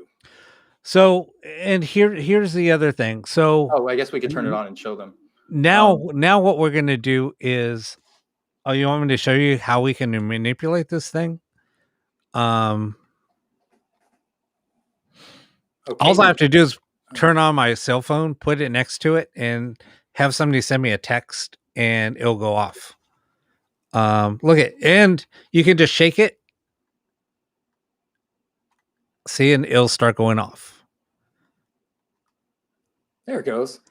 So yeah, so like I said, you can get a paper, you can get a plastic bag and start waving it around over it, and it'll set it off. There's a lot of different things that you can do.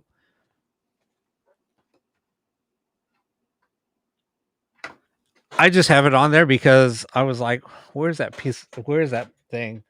So I could just demo it.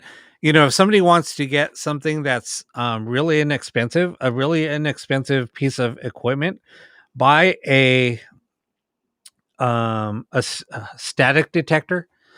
I think on eBay, if you look up radiation detector, they're black. It has a little red button on it. It's actually a static detector. Those things are amazing. So if an investigator, for people out there that go out and investigate, you know, when you're walking around and it feels like you're walking through spider webs, that's actually static electricity. So if you're carrying around a static detector, that thing will start going off like crazy when you go walk through that. And that will kind of, and when that's happened, I've done an EVP session and I've gotten some amazing EVPs whenever I come across static electricity. Anyway, what did Katie say? She's building a box for Zach Baggins, it looks like. She says she owes Zach a working device. Say manipulate? What do you mean? Manipulate. Manipulate. Yeah. Oh, Kanga says she sees the flashing cat ball toys. You have those, right? Don't we have the cat balls up there? I have one. It's almost dead. No, the fact that you're heckling us, Katie, means we're doing something right, doesn't it? Or do you really not like us? I don't know anymore. Rob, I don't know either. I don't know. We'll just keep doing the show. I don't know. Maybe she doesn't like us, Rob. Maybe this is psychology. Katie, maybe they don't like us. Maybe Katie does. Maybe she's like, you guys are funny. You know, maybe it's like, you know, maybe, I don't know. I don't know why we get trolled. I guess everyone gets trolled, right? I don't know. Yeah, the cat ball. Yeah, those are popular. I've seen a lot of people using those. I haven't used them. I don't know their effectiveness. Rob, they're just basically the same things as a K2 meter. Is that what they are? I guess you call them cat balls. They're basically. Is that what you call? Yeah, no, they are cat balls. They're cat toys. So they're not made for paranormal. They're actually cat toys that are being used in the paranormal. Exactly. So basically, to set them off, they have to be touched, right? And then they'll start going off. But this one's almost dead, and there's no way to change the batteries. I mean, you could break it. Oh, okay. So you just change the batteries and then put it back together. But whatever. Yeah. If like a REM pod. Okay. Yeah. And Rob, you have the REM pod in the back. And in fact, actually, I have this REM pod that I built. Oh, I didn't know you built that. Okay. I thought you had purchased that from someone. No, I built it. Yeah. Oh, very cool. Didn't offer me one. Thanks. Building all this stuff. Like I'm like, yeah, I'm just trying to work on my studio at home here. You know, don't offer me anything. That's okay. All right. I got Katie. We'll team up on you. I don't mind. She's just trolling, but you know what? Whatever. She's our entertainment. And you know what? If there's honest criticism about our show, I think you can tell, like, we'll jump from something serious to something joking. Tell us, like, I want to see this on your show, or maybe guys don't do this. We can take it. We're male adults, and, give us criticism, give us feedback. It's fine. I've had some suggestions, Rob, that we should cut the show down a little bit. Some people say, combine this or do this. It's great. We love the feedback. This is an open show. This is for you too. This is for the audience as well. So let us know. And I think next time we'll probably have to squeeze in a ghost box session, a legit session on the Wednesday show, to keep everyone happy, so we don't get, harassed. Yeah, right.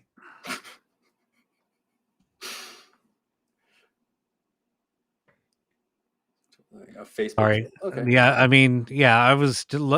People said that they sent me messages, but I told them I'll message them later. Right. What did you say, Chrissy? Yeah, I'm trying to catch up on. I've missed so many of these comments. Sorry, I've just been on just. I don't get out much, as you can tell. So my shows my show on Wednesday is my outlet. Right. Yeah, exactly. Okay, so Ghost Radar. Someone brought that up in the past, and I did check that out. And that is an app, I think, for the Android. Yeah, it's yeah. I turned it on for a few minutes just to see the different options. I didn't get a chance to actually use it, so I can't speak to its effectiveness. Spud Pickles. Rob, you've used that? It's a joke. It doesn't work. Yeah, why are you being a douche liar, Katie? Yeah, Katie. Did you just say that? I can't believe you said that. You're live, Rob. Oh my gosh. Yeah, Spud Pickles rules. Spud Pickles rules. I'll have to give that an honest run. I mean, I've heard so many wild things about that app. Some people say it's amazing. Other people, I mean, you've told me, Rob, don't use it. I haven't messed too much with the app. So I was going to bring. God, we have so much to talk about. Oh my gosh. Yeah, we're going to bring up a couple of apps. I have an APK file. I just don't have time to rip it apart. I was going to see if somebody would have time to rip it apart for me and send me the audio banks. I just haven't had time. Maybe Katie can do it for me. Yeah, it looks like some of the people in the comments are saying it's just entertainment. Yeah, it's a lot of the apps that you do find in the app store, they're all for entertainment purposes. Oh, Jennifer says she says y'all are doing great. I guess do we have a change of heart? I think so. Maybe. Rob, do you know what an achievement that is to take someone who's trolling our show and convert them? I know, right? That's awesome. Jennifer, thank you. I knew we could do it, Rob. She's our biggest fan now. I told you she'd be back. She'll be back. She's going to go rave to us, to Zach now. Leave him alone, okay? He's going to be our new fanboy. Oh yeah. Yeah, a major television personality is going to watch our show. Yeah. I don't think so. And then he's going to come and haunt Katie, saying, "Where's my box?" Katie, yeah, she's building a box for him, so that's fine. Nah, he ain't going to watch the show. I don't know if we're funny enough or it's going to be like that John Kasich movie. $2. Where's my $2? They say you haven't made it till we have a troll. Yeah, that's what's gonna. Zach's gonna come hounding Katie. Right. My box. Where's my damn box? You ripped me off. Well, he's Send me using my box. he's using Jay's devices, right? On Ghost Adventures? Yeah, he's used Jay's Right. devices. That's fantastic though. I mean, that's good exposure for Jay, because Jay's doing great work, and that gives Jay a lot of exposure. I haven't caught up on some of those episodes, primarily because I'm a father and I have a work schedule that's out of control. I don't watch them. But that sounds like a great opportunity for Jay, and getting the right boxes and the right box builders out there. That's really great. With all the other options that could be used, let's think about that. Of all the other devices that could be used, I think that's really great that Jay's boxes, the direct link, I believe, is on there. Fantastic box, fantastic design.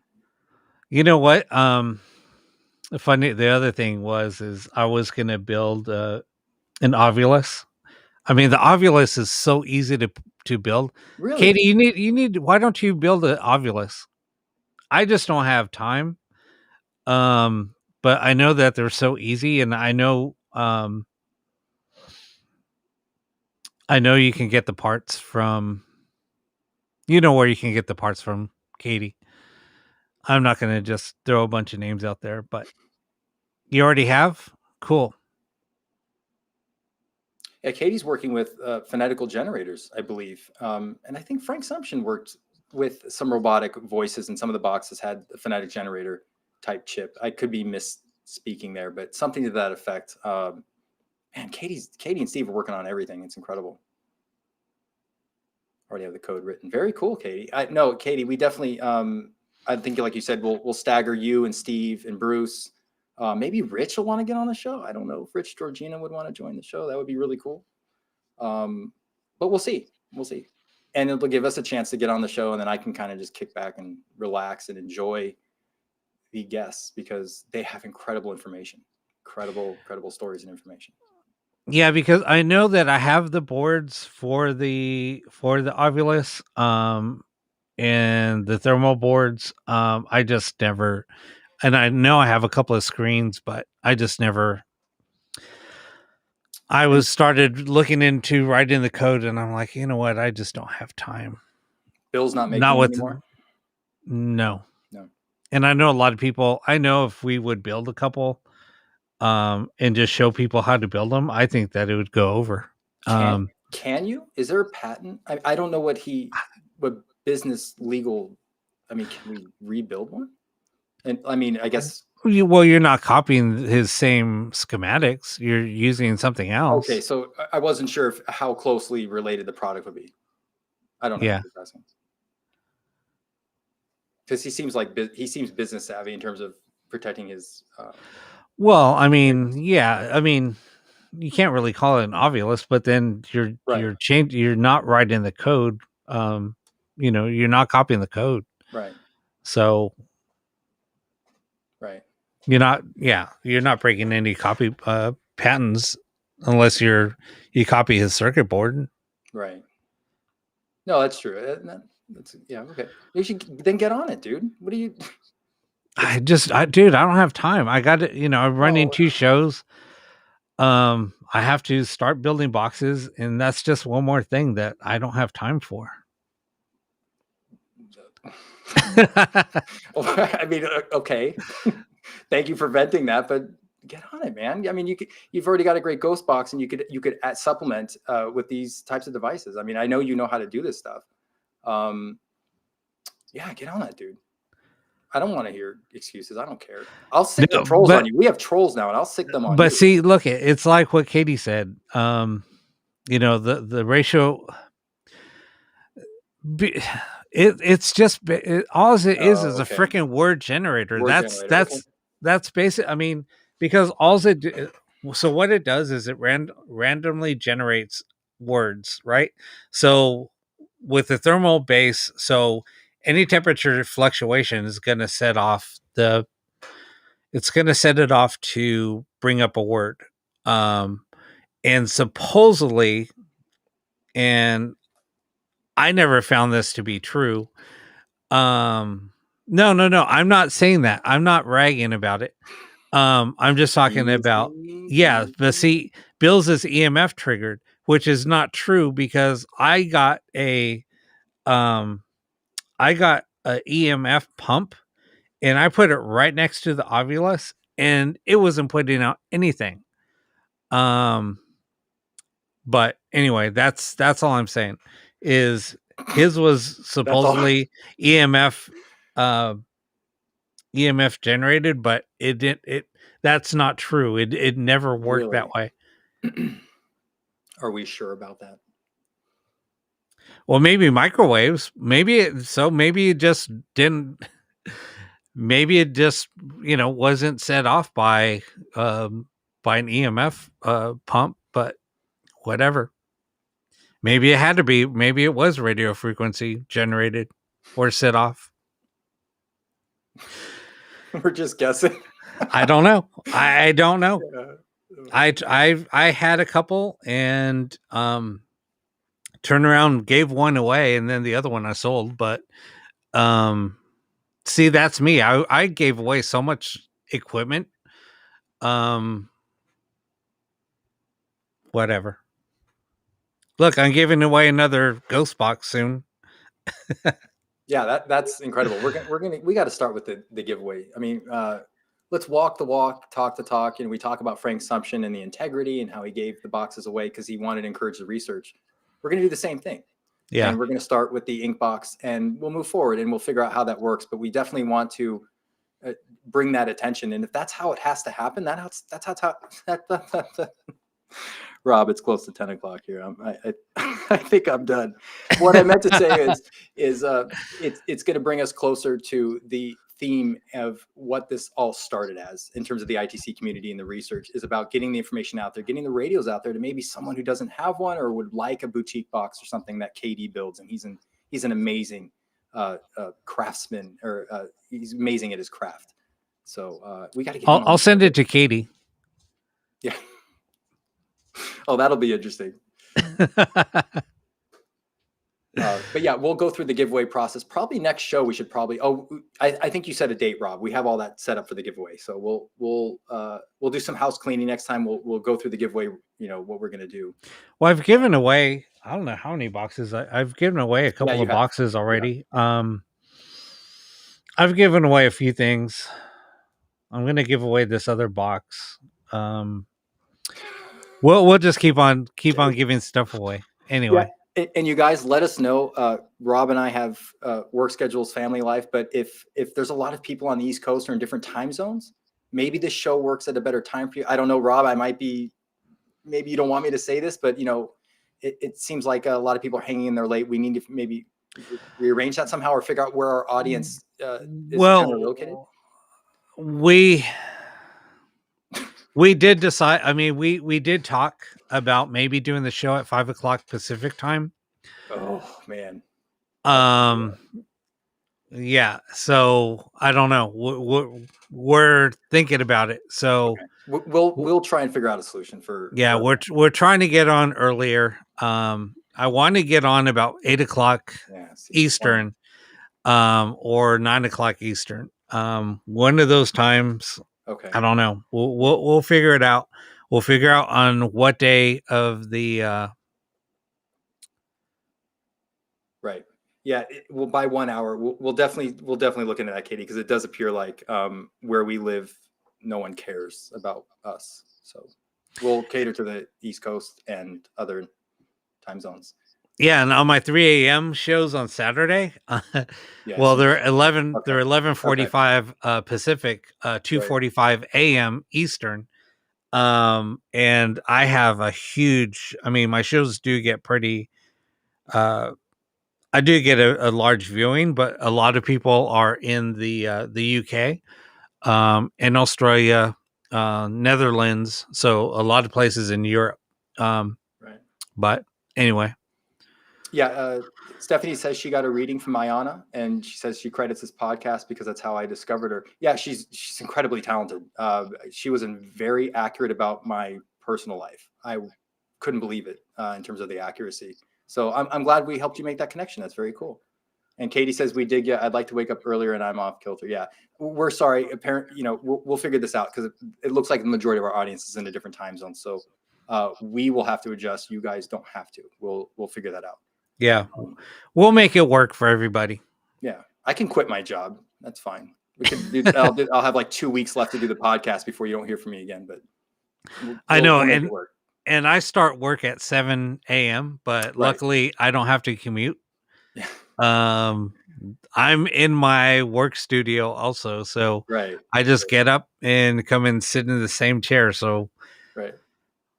Yeah, it's really not that bad. But well, thank you guys. I want to say real quick before we sign off, thank you so much for staying with us, for trusting us, for putting up with us. Listen, I get it. Okay, I get it.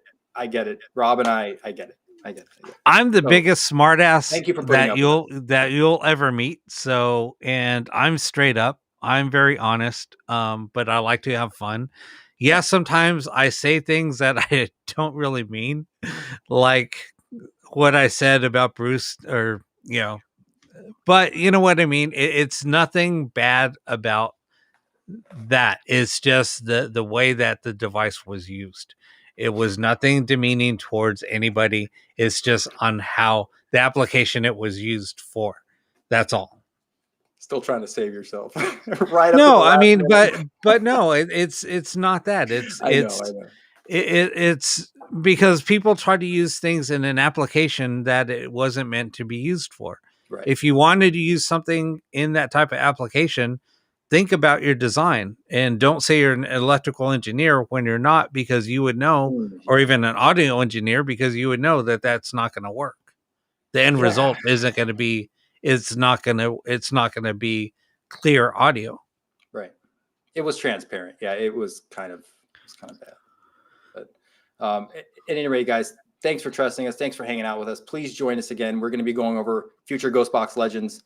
We're going to have, as you can see, some very exciting people on the show, some legends. We're going to have ITC legends on our show, on my show.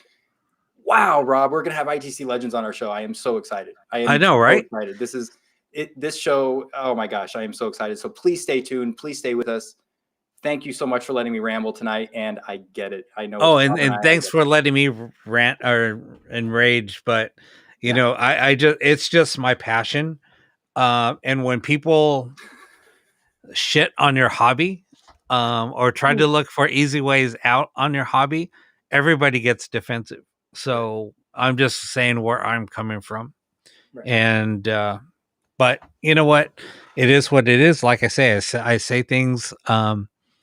I say things from the heart, and I say things that, you know what, need to be said. Right.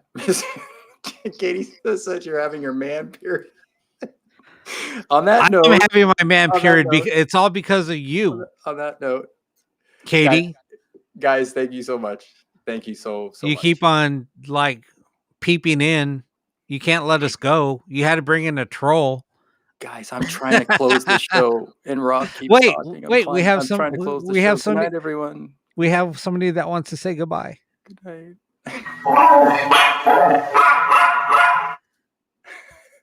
Oh yeah, we have integrity. We're not making any money from this, and we throw the truth out there. And I don't expect to ever have but 8 YouTube subscribers. I mean, I don't care. As long as the truth gets out there, no one cares. So, yeah, catch Rob's show this Saturday. Real Ghost Box Sessions. It's good stuff. Yeah, I don't make a penny off of the show, and I do dedicate, God, 8 hours to both of these shows. Yeah. But anyway, well, thank you guys, sorry I'm on my man period. Yeah, but it happens. We'll yeah, just show up better next time. You know what I mean? Just try and show up better. I'm going to take a Midol before I jump on the show. Oh yeah, that'll make the show so much better. Oh my god. Oh, that was fun, Rob. Thanks for doing all the technical work too. All right, see you guys. Thanks, guys. Bye-bye.